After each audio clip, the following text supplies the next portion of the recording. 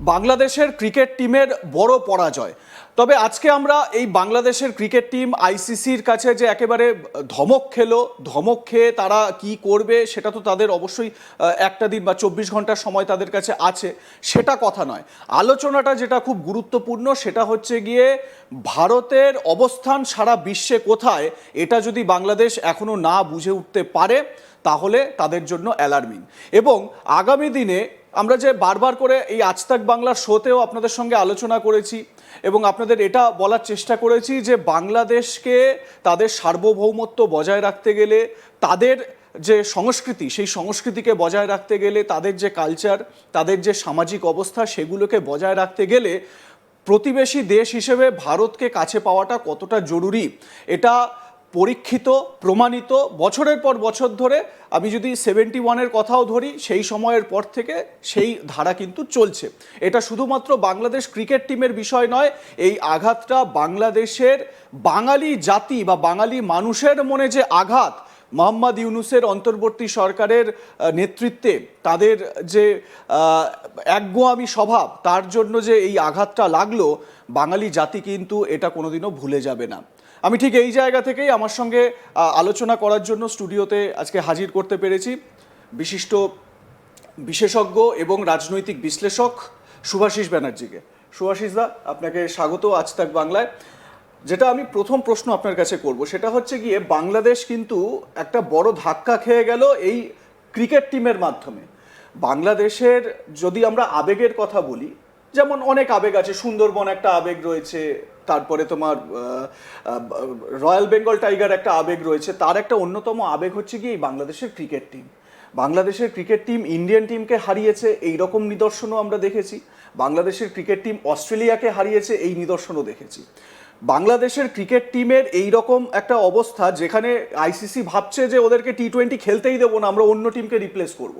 এটা শুধু কতটা অ্যালার্মিং, এবং বাংলাদেশকে এই ঘটনার মধ্যে দিয়ে কোন জিনিসটা সব থেকে বুঝে নেওয়া দরকার আগামী দিনের জন্য? দেখুন, আমি আপনাকে একটা খুব সহজ সরল একটা ইকুয়েশন বলছি।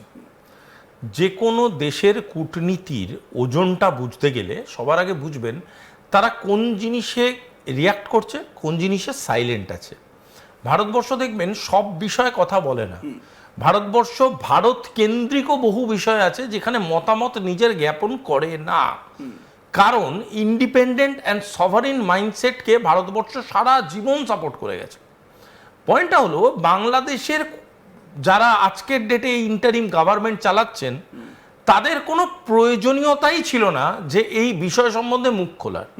একটা ক্রিকেট টুর্নামেন্ট হচ্ছে, যে কোনো গ্যামার্টে হোক না, ধরুন না 1:1 একটা কোনো সাবজেক্টিভ টুর্নামেন্ট, যে কোনো গ্যামার্টে যে কোনো স্পোর্টসের একটা টুর্নামেন্ট হচ্ছে, সেই টুর্নামেন্টটাকে কেন এতটা বেশি মার্কেট করে ভারতবর্ষকে অ্যাটাক করতে গিয়ে এমন কিছু স্টেপ করলো যেটা ভারতবর্ষ বাংলাদেশ এর ঊর্ধ্বে গিয়ে কোটি কোটি মানুষের সেন্টিমেন্ট অল ওভার দ্য ওয়ার্ল্ডকে হার্ট করে দিল। পয়েন্টটা হচ্ছে, আপনাই কতটা বুদ্ধিমান সেটা আপনার সাথে কথা বললে বোঝা যায়, কিন্তু একই সাথে আপনি কতটা নির্বুদ্ধিমান সেটা আপনাকে কথা বলালে বোঝা যাবে। হ্যাঁ, তো বাংলাদেশের যারা আজকে কূটনীতি হ্যান্ডেল করছে তারা যখন কথা বলতে শুরু করলো বিষয়টা সম্বন্ধে, তখন বোঝা গেল আননেসেসারি কত রকমের ভুলভাল একটা স্টেটমেন্ট করলো, কত রকমের ভুলভাল ইনভলভমেন্টকে এন্ডোর্স করলো। আচ্ছা, এটা কোনো প্রয়োজনীয়তা ছিল, কোনো দরকার ছিল এই ধরনের জিনিসের মধ্যে নিজেকে ইনভলভ করা?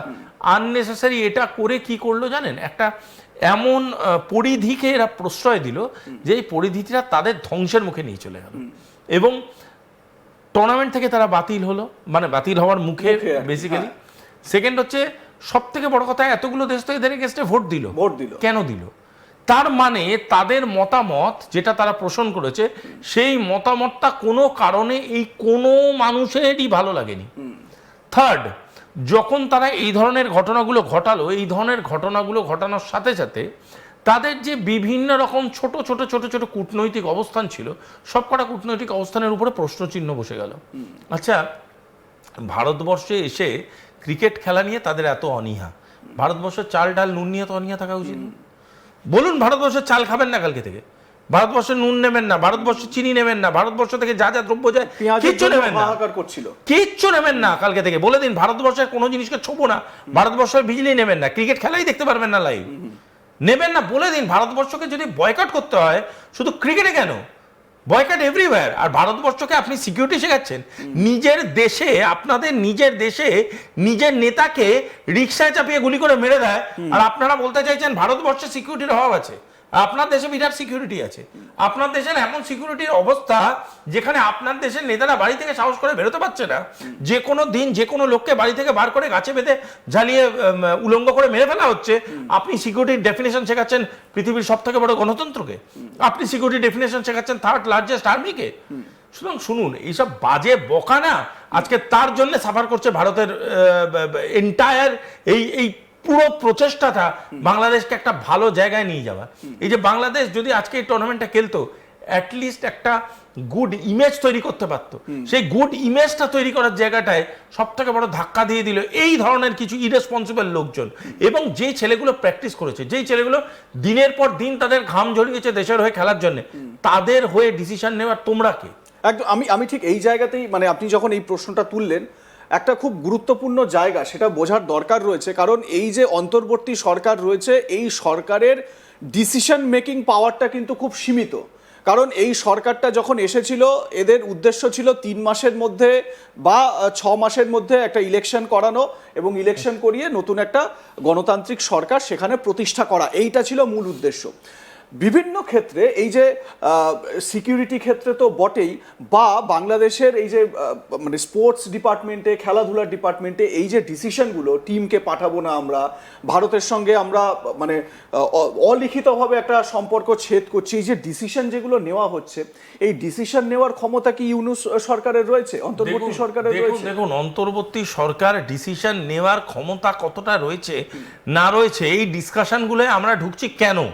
তার কারণটা হচ্ছে ইউনিস সরকার যে মিথ্যে কথাটা বলে পাওয়ারে এসেছিল যে ইউনিস ইন্টারিম গভর্নমেন্টটা সামলাবে যতদিন না পর্যন্ত বাংলাদেশে ইলেকশন।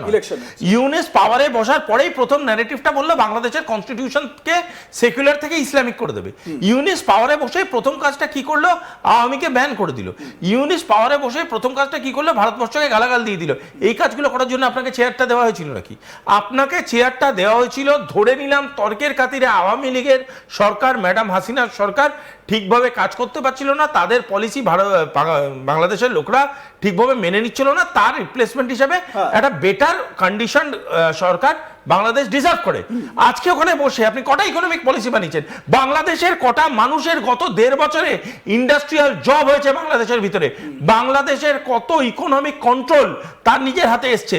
বাংলাদেশের যেই মানুষগুলো আজকে এই শোটা শুনছে, তারা যখন বাজারে গিয়ে পেঁয়াজ কিনছে, তাদের বলুন আয়নার সামনে দাঁড়িয়ে প্রশ্ন করতে যে তারা যে দামে পেঁয়াজ কিনতো, যে দামে চাল কিনতো, যে দামে ডাল কিনতো, যে দামে তেল কিনতো, আজকে সেই মানুষগুলো যখন বাড়ি ফিরে ঠিকভাবে পেট ভরে খেতে পারছে না, তার দায়িত্ব সব বর্তায় এই ধরনের এই ছাত্র নেতাগুলোর উপরে এবং এই ইউনিসের মতো মানুষের উপরে